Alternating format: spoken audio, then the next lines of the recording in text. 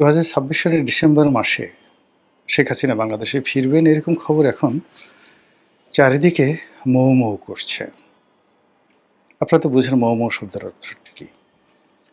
যখন কোনো একটি আকর্ষণীয় গন্ধ, কোনো একটি আকর্ষণীয় বর্ণ বা কোনো একটি যাকে বলা হয় উৎসবের আমেজ অথবা ভীতিকর কোনো একটি বিষয় চারিদিকের সবকিছু প্রকৃতি এবং পরিবেশকে রীতিমতো উত্তেজিত রাখে।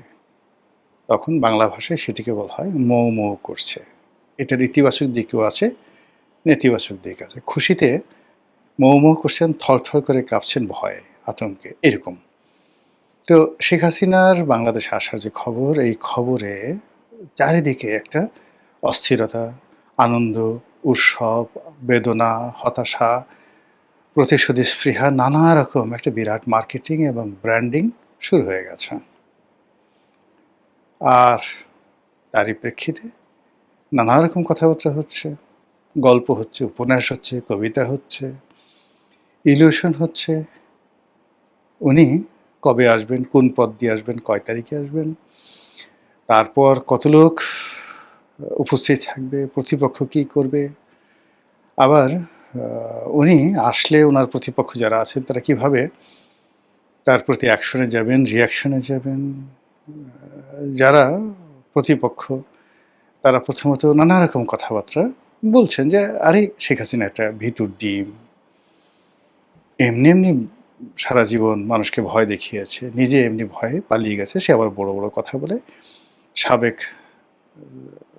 যে অন্তর্বর্তীকালীন সরকার সেটার যে তথ্য উপদেষ্টা জনাব শফিকুল আলম, তিনি এই কথা বলেছেন। এভাবে অনেকে অনেক রকম কথা বলছেন এবং সেই সকল কথাবার্তার মধ্যে একটি উল্লেখযোগ্য কথা বলেছেন টেলিভিশন টক শোয়ের একজন অত্যন্ত জনপ্রিয় মুখ, সাংবাদিক এম এ আজিজ। জনাব এম এ আজিজ মূলত একজন প্রথিতযশা মুক্তিযোদ্ধা, বয়স্ক মানুষ, এখন ৭৩-৭৪ বছর বয়স, এবং যুদ্ধাহত মুক্তিযোদ্ধা। যুদ্ধের সময় সরাসরি তিনি যুদ্ধ করেছেন এবং সেই প্রতিপক্ষের যে বন্দুকের গুলি তার পায়ে লেগেছে, এখনও তিনি সেই অপারেশন করা পা নিয়ে খুঁড়িয়ে খুঁড়িয়ে হাঁটেন। একসময় ছাত্রলীগ করতেন, তারপরে আওয়ামী লীগের সঙ্গে তো সম্পর্ক ছিল, কিন্তু পরবর্তীতে বিএনপির প্রতিষ্ঠা হওয়ার পরে বা যে কোনো সময় তিনি বিএনপি রাজনীতির সাথে সম্পৃক্ত। তার সবচেয়ে বড় পরিচয় হলো তিনি টেলিভিশনে খুব খোলামেলা কথা বলেন। কোনো দালালি করা বা পক্ষপাত দুষ্ট কথাবার্তা বলা, এই জিনিসগুলো তার বিরুদ্ধে কেউ বলতে পারবে না। যেমন ধরুন, আমি আওয়ামী লীগ করতাম বা ফজলুর রহমান সাহেব একসময় আওয়ামী লীগ করতেন। আমাদের কিছু কিছু কথার মধ্যে আপনি আওয়ামী লীগের একটা টান পাবেন, মমত্ব পাবেন, কিছুটা পক্ষপাত দুষ্টতাও পাবেন। এটা বাস্তবতা। কিন্তু আজিজ ভাই একমাত্র ব্যক্তি, আরেকজন আছেন মাসুদ কামাল, সাংবাদিক মাসুদ কামাল, মোরাললেস যেটা সাদা মনে হয় একদম বিনা স্বার্থে সাদা বলেন, কোনো আবেগ থাকে না, কিচ্ছু থাকে না। আর যেটা কালো মনে হয় সেটাও তিনি কোনো রকম আবেগ ছাড়াই সেটা বললে ফেলেন। এই দুজন মানুষকে আমি সাম্প্রতিক সময়ে দেখেছি যারা আমার চাইতেও নিরপেক্ষ।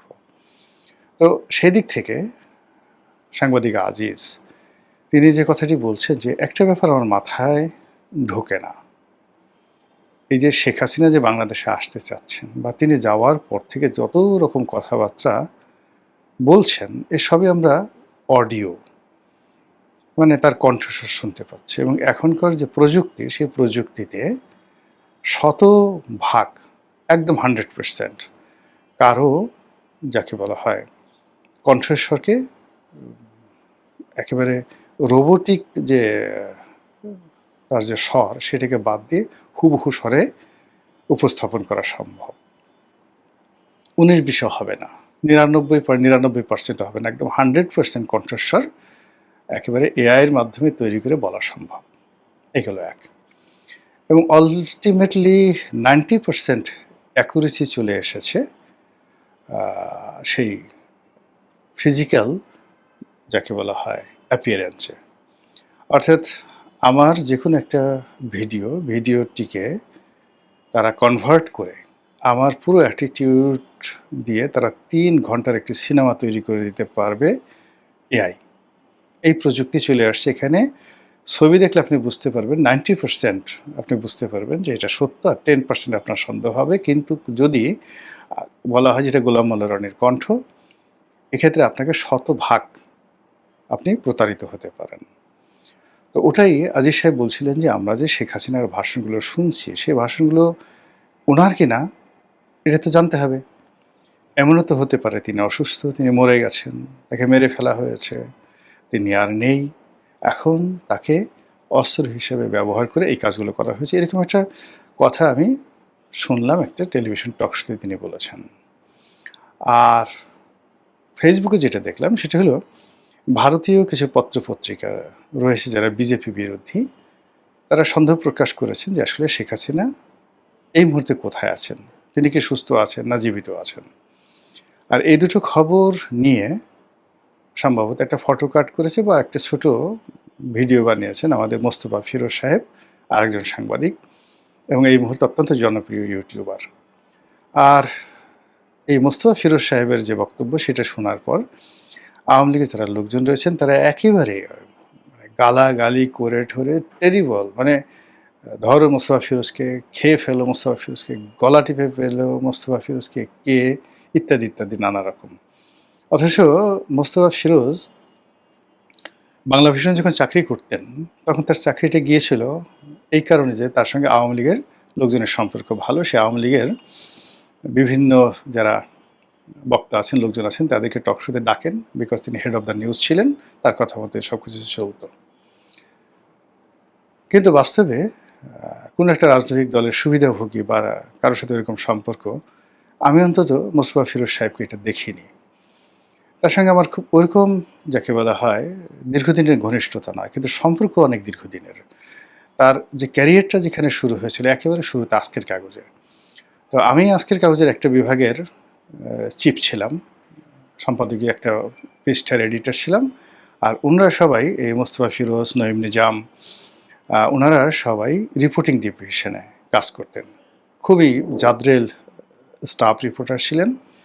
সেখান থেকে যখন টেলিভিশনগুলোতে এলেন, সেটা একুশে টেলিভিশন, এনটিভি, মানে অ্যাজ এ রিপোর্টার হিসেবে তারা রাতারাতি মুন্নি সাহা তারকা খ্যাতি পেয়ে গেলেন। তারপর তো মানে তাদের আর মানে যাকে বলে পিছনে ফিরে তাকাতে হয়নি। সাম্প্রতিক সময় গত করোনার পর থেকে আমিও যখন ইউটিউবিং করছি, মোস্তফা ফিরোজ সাহেবও ইউটিউবিং শুরু করেছেন। ওর পর থেকে আমাদের মধ্যে একটা অ্যাডাপশন সম্পর্ক, পারিবারিক সম্পর্ক সেটা গড়ে উঠেছে। তো একান্ত আলাপ আলোচনায় তাকে একজন ভদ্রলোক বলে মনে হয়েছে। তারপর ঝামেলায় জড়াতে চান না। জামাতকে খুবই ভয় পান। পার্সোনালি জামাতকে ভীষণ রকম ভয় পান, এবং এতটা ভয় পান যে এই নির্বাচনের আগে সামহাও তার একটা সন্দেহ হয়ে গিয়েছিল যে জামাত সম্ভবত ক্ষমতায় চলে আসবে। এজন্য তার সে যে কী আকুতি, বিনিদ্র রজনী। তো সেই কারণে কি হলো যে বিএনপি যখন ক্ষমতায় এলো তখন বেশ তিনি আন্দোলিত ছিলেন। আর জামাতকে সে কেন ভয় পান আমি এটা জানি না। আমি তাকে কখনো জিজ্ঞাসা করা হয়নি। তো সেই মানুষটিকে যখন এই একটা খবর প্রকাশের জন্য আওয়ামী লীগের যারা লোকজন গালাগালি করছিলেন, তখন আমার কাছে মনে হচ্ছিল যে আওয়ামী লীগের এখনও যারা লোকজন রয়েছেন সবাই ঘটনার গভীরে যান না। তারা এখনও বুঝতে চাচ্ছেন না যে সত্যিকার অর্থে মানুষজন কি মনে করছে বা মানুষজনের মনে কী ধরনের চিন্তা চেতনা থাকতে পারে। আজকের যুগের ছেলেমেয়েরা, বিশেষ করে যাদের বয়স 20 বছরের নিচে, মানে তারা প্রযুক্তিতে এত বেশি অ্যাডভান্স, মানে অবাক করা ঘটনা যে টেকনোলজি, প্রযুক্তি সব কিছু তারা একেবারে বাংলাদেশে এমন অনেক প্রযুক্তি বিশারদ রয়েছে যারা এখানে বসে শেখ হাসিনার টেলিগ্রাম অ্যাকাউন্ট, শেখ হাসিনার ফেসবুক অ্যাকাউন্ট, তার স্কাইপ অ্যাকাউন্ট, এমনকি তার টেলিফোন বাংলাদেশে বসে হ্যাক করে নিতে পারবে এবং তার সমস্ত কথাবার্তার রেকর্ড দেখাতে পারবে। এরকম লোক বাংলাদেশে আছে, এবং এই ম্যান পাওয়ারগুলো শেখ হাসিনার জামানাতে তৈরি হয়েছিল। তো কাজেই তার যে এ যাবৎকালে 100% মানে অডিও অ্যাপিয়ারেন্স, তিনি অডিওতে কথা বলছেন কিন্তু ভিডিওতে তিনি কোনো কথা বলছেন না। এটা নিয়ে কেন জনগণের মধ্যে সন্দেহ হবে না বলেন তো? যে কোনো মানুষের মধ্যেই সন্দেহ হবে। এর কারণ হলো তিনি এখনো পর্যন্ত কোনো ফিজিক্যাল অ্যাপিয়ারেন্সে আসেননি। কেন আসেননি, কী কারণে আসেননি বা আসছেন না, তিনি, তার লোকজন বা ভারত সরকারের পক্ষ থেকে এই ধরনের কোনো কথাবার্তা বলা হচ্ছে না। তার যে সকল নেতৃবৃন্দ রয়েছেন তার সঙ্গে যোগাযোগ হয়, কথাবার্তা হয় বলে আমরা শুনি। কিন্তু সে সকল নেতৃবৃন্দ যারা আছেন তারা হ্যাঁ ঠিক আছে, নেত্রীর সঙ্গে কথা হয়েছে ইত্যাদি, ইত্যাদি, ইত্যাদি, ইত্যাদি। তো এটাও এখন এমন একটা প্রযুক্তির বিষয় হয়ে গেছে যে বিশ্বাসযোগ্যতা অর্জন করার জন্য ধরুন আমার একটা টেলিফোন শুধুমাত্র ১টা, ২টো, ৩টে টেলিফোন আছে এখানে রইলো এবং যেকোনো লোক টেলিফোন করলো। ওই টেলিফোনে তার সঙ্গে আমার যে এআই প্রযুক্তি, সেই প্রযুক্তি তার সঙ্গে প্রতিটি কথার যে উত্তর এবং একেবারে সঙ্গে, সঙ্গে উত্তর দেওয়ার মতো অবস্থা রয়েছে এসএমএস থেকে শুরু করে সব জায়গাতে। আপনি চিন্তা করুন প্রযুক্তি এমন একটা জায়গাতে চলে আসছে, এরা এখন নিজেরা বন্ধুত্ব করে ফেলেছে। অল রোবট, চীনের রোবট, ইসরায়েলের রোবট আর ভারতের রোবট ধরুন তারা বন্ধুত্ব করে ফেলেছে। এই ৩ রোবট মিলে তারা চিন্তা করছে যে কী করে চীনের সেন্ট্রাল রিজার্ভ থেকে টাকা চুরি করা যায়। প্রযুক্তি এখন এরকম ভয়ঙ্কর একটা জায়গাতে চলে আসছে। তো কাজেই সেই প্রযুক্তির যুগে শেখ হাসিনার যে ফিজিক্যাল অ্যাপিয়ারেন্স, সেই ফিজিক্যাল অ্যাপিয়ারেন্স আমরা যেহেতু গত ২ বছরে দেখিনি, কাজেই এটা নিয়ে গুজব হতে পারে, অতি স্বাভাবিক গুজব হতে পারে এবং সেই কারণে আমাদের সংবাদপত্র জগতের যারা কর্তা ব্যক্তি তারা এই কথা বলতে পারেন যে আসলে তিনি সুস্থ আছেন কিনা, জীবিত আছেন কিনা বা আসলে তিনি আসবেন কিনা, এটা তো পরের ব্যাপার। এই বিষয়গুলো নিয়ে আলাপ আলোচনা হতে পারে। তো ঘটনা যাই হোক না কেন, মূল ব্যাপারটা হলো যে তিনি যদি কৌশলগত কারণে নিজেকে না দেখান, তারও অনেক যুক্তি যেভাবে আছে। আবার ধরুন তার একেবারে তাকে নিয়ে যে সন্দেহ করা আছে, তার কোনো অস্তিত্বই নেই, তিনি অসুস্থ বা তিনি নেই বা তিনি দুনিয়া থেকে ইন্তেকাল করেছেন, ইন্না লিল্লাহি ওয়া ইন্না ইলাইহি রাজিউন। এবং সেক্ষেত্রে যে সকল কথাবার্তা হচ্ছে সেটা এক ধরনের বিজনেস হতে পারে, ভারতের একটা পলিসি হতে পারে, আওয়ামী লীগের টিকে থাকার একটা পলিসি হতে পারে, ইত্যাদি, ইত্যাদি নানা রকম কারণ হতে পারে। কিন্তু রাজনীতির মতো একটা ট্রান্সপারেন্ট বিষয়ে এই বিষয়গুলো সরাসরি না বললে অনেক সমস্যা তৈরি হয়ে যায়।